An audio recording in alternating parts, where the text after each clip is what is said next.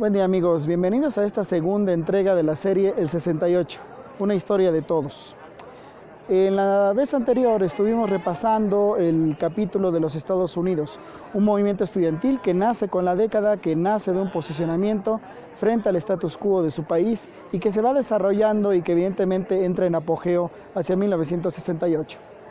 Ahora vamos con el caso alemán, un caso que también proviene de un fenómeno organizativo estudiantil muy importante, muy fuerte en Alemania y que va a tener no solamente repercusión en el ámbito universitario, sino también en el ámbito político de su país. Así pues, vamos con el caso alemán.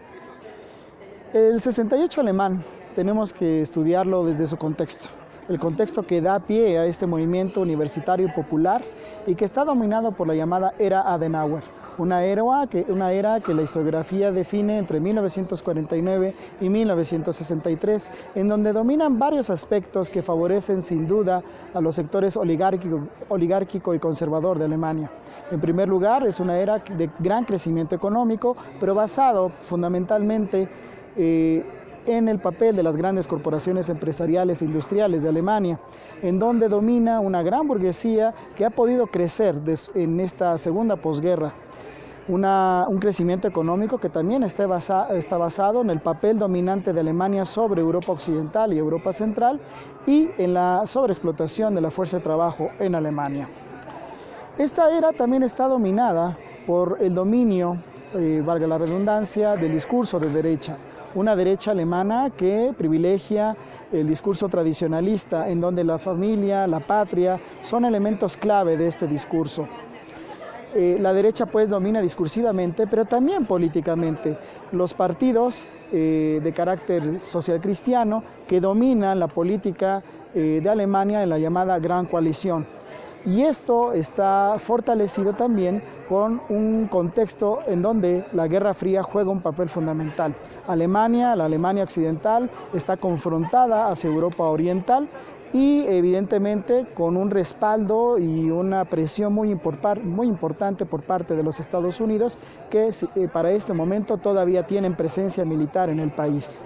Así pues, el contexto alemán de finales de los años 50 y principios de los 60 favorece sin duda a los sectores de derecha, a los sectores conservadores, a la gran burguesía alemana. Frente a esto, la juventud alemana va a tener que responder de una manera crítica, de una manera beligerante. Las raíces del 68 en Alemania Occidental fueron profundamente políticas. Se incubaron en la oposición de la juventud a la remilitarización de Alemania y al uso de armamento atómico en la segunda mitad de los años 50, lo que continuó con la marcada politización y radicalización de la Sozialistischer Deutscher Studentenbund, SDS, o Unión Socialista de los Estudiantes Alemanes, organización del Partido Socialdemócrata, pero que fue expulsada en 1961 debido a sus posiciones radicales. De este modo hablamos de la fracción más crítica y consecuente de las izquierdas alemanas de la época. La Federación Alemana de Estudiantes Socialistas, como también era conocida la SDS, era sin duda la columna vertebral del movimiento estudiantil. Por tanto, la principal demanda de esta organización era la reforma universitaria y con ello de todo el sistema educativo. Sin embargo, la SDS, con el liderazgo de Rudi Dutschke, un joven de Alemania Oriental, formado ahí, estudiado ahí, y definido en un principio como anarquista, después como un marxista revolucionario, este joven y la SDS van a impulsar también la demanda de una transformación política no solamente del sistema educativo, sino de todo el país. La República Federal Alemana entonces tiene en el movimiento estudiantil, en la SDS, en Rudi Dutschke, una oposición muy importante. El trabajo político de la SDS entonces se amplió más allá del sector estudiantil y universitario, tratando de construir una verdadera oposición política al régimen de la Gran Coalición. El gran resultado de este amplio trabajo de la SDS y del liderazgo de Rudi Dutschke fue la oposición extraparlamentaria. La oposición extraparlamentaria, o APO, por sus siglas en alemán, se constituyó en diciembre de 1966. Fue la integración en un gran bloque de izquierdas sociales, podríamos decir, de organizaciones, grupos, colectividades, agrupaciones de todo tipo que no eran parte de la gran coalición. Esta APO, esta oposición extraparlamentaria, sería entonces el gran actor de la segunda mitad de los años 60 y la gran base del 68 alemán. La APO criticaba la escasa representación de la sociedad alemana en el llamado régimen de la Gran Coalición, que integraban la Unión Demócrata Cristiana, la Unión Social Cristiana y el Partido Socialdemócrata de Alemania. Además, rechazaba tajantemente la validez de la presencia militar de Estados Unidos en el país. Igualmente denostaba contra el liderazgo de Kurt Georg Kiesinger, canciller de Alemania en la segunda mitad de los años 60 y que fue miembro del partido nazi. Este personaje promovió en 1966 la famosa Ley de Emergencia, legislación que otorgaba al gobierno poderes especiales en caso de producirse situaciones excepcionales, como desastres naturales o también graves alteraciones del orden público. Esta ley le recordó a muchos alemanes la ley habilitante de 1933 que había permitido a Hitler hacerse con el poder absoluto.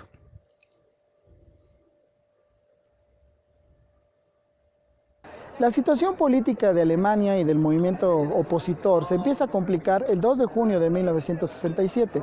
En esa ocasión, movilización estudiantil, universitaria fundamentalmente, intenta rechazar la presencia del Shah de Irán, a quien consideraba todo el movimiento universitario y opositor un dictador, por tanto una persona non grata y que no tenía que estar en el país.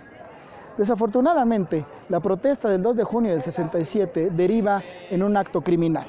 Benno Ohnesorg, un estudiante, es asesinado por un policía de un balazo en la cabeza. Esto desata movilizaciones muy importantes y un crecimiento de la oposición alemana.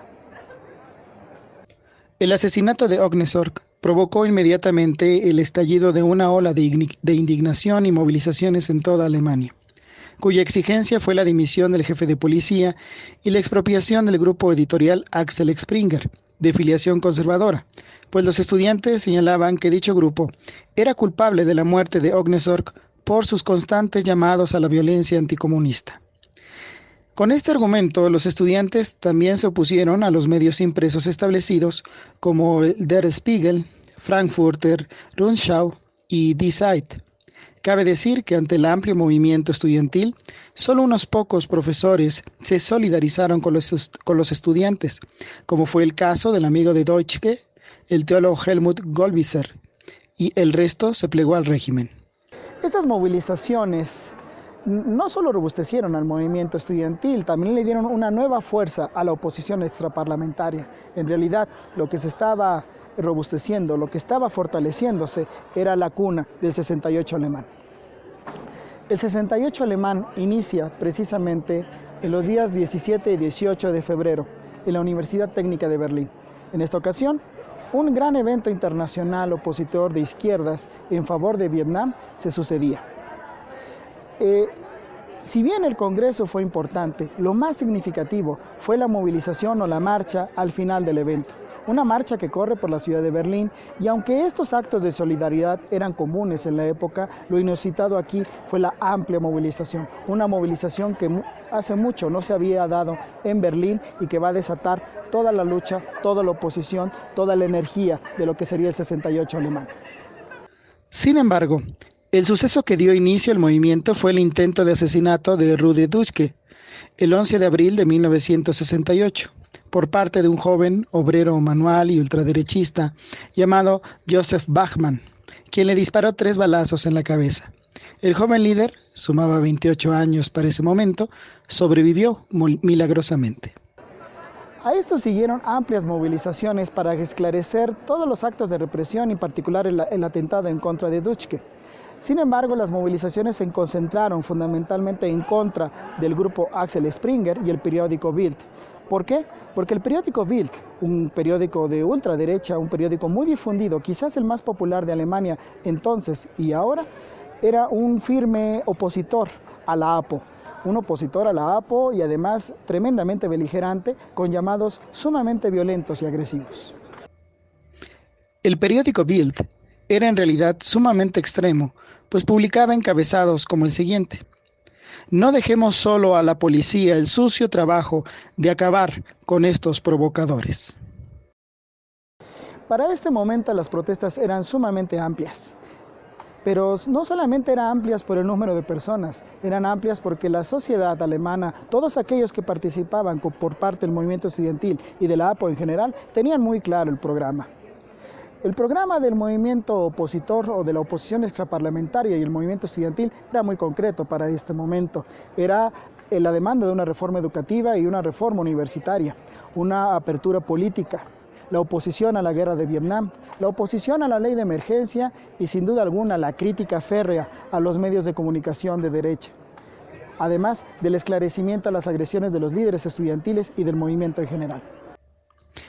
Las protestas estudiantiles y la amplia acción de la APO hizo que el movimiento no fuera exclusivamente estudiantil, pues a pesar de que en la Alemania occidental había una gran separación social entre los estudiantes y la clase asalariada, muchos aprendices y jóvenes obreros se sumaron gradualmente a las jornadas de lucha. De pronto, el movimiento creció de sectores medios a los populares, implicando ya nuevas perspectivas frente al sistema económico y al régimen político. Sin embargo, con la negativa de los sindicatos a sumarse a las protestas y con la aprobación de la ley de emergencia el 24 de junio de 1968, la intensidad de la lucha fue menguando. Una de las consecuencias inevitables del movimiento del 68, aunque ya menguando al menos la participación universitaria, fueron las llamadas huelgas salvajes, que en septiembre de 1968 implicaron la participación de jóvenes obreros que realizaron huelgas en distintos puntos del país, en distintos sectores productivos, pero sin el aval de las grandes centrales sindicales. Para 1969, con la llegada al gobierno como canciller de Alemania de Willy Brandt, un destacado político socialdemócrata, la gran coalición vino a su fin. Vino una reforma política y con ello una recuperación de parte de las demandas de la APO. Con esto, la APO se fue diluyendo, se fue dividiendo.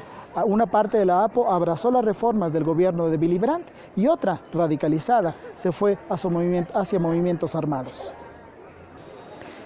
Así pues concluía el 68 alemán, un movimiento muy importante, un movimiento que nace ciertamente del sector estudiantil, del movimiento universitario, que demandaba reformas y cambios en ese sector, pero que es capaz, además, de nutrir a la oposición política de su país y de ampliar las perspectivas de reforma y democratización de Alemania.